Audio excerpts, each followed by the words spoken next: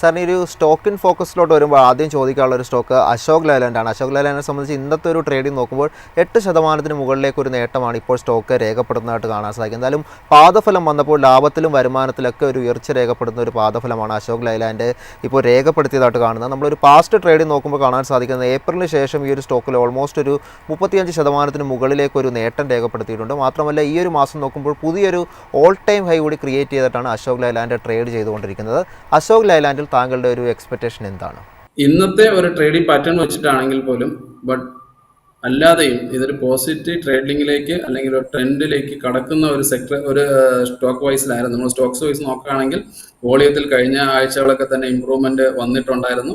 അതേപോലെ തന്നെ അത് നല്ലൊരു റീഗെയിനിങ് സ്റ്റാർട്ട് ചെയ്യുന്നുണ്ടായിരുന്നു. തിരിച്ചു വരാനുള്ള വലിയ ശ്രമങ്ങൾ നടത്തുന്നുണ്ടായിരുന്നു. ഇതെല്ലാം വെച്ചിട്ട് തന്നെ വളരെയധികം പോസിറ്റീവായിട്ട് തന്നെയാണ് ഇപ്പോൾ ട്രേഡ് ചെയ്യുന്നത്.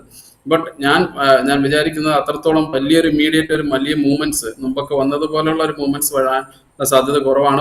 150 എന്ന് പറയുന്ന ഇമ്മീഡിയറ്റ് ഉള്ള ഒരു റെസിസ്റ്റൻസ് പോയിന്റ് ആണ്. അപ്പോൾ അതിന്റെ അടുത്ത് വന്നിട്ട് വീണ്ടും അത് റെസ്റ്റ് ചെയ്യാനുള്ള സാധ്യതയുണ്ട്.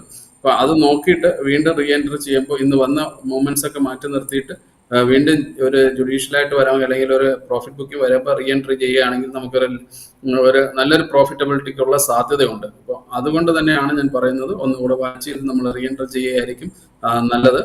പോസിറ്റീവാണ്. എനിക്ക് യാതൊരു തരത്തിലുള്ള ഒരു നെഗറ്റീവ് ഇമ്പൾസ് ഇപ്പോൾ തന്നെ അതിൽ കാണാനുള്ള സാധ്യതയില്ല.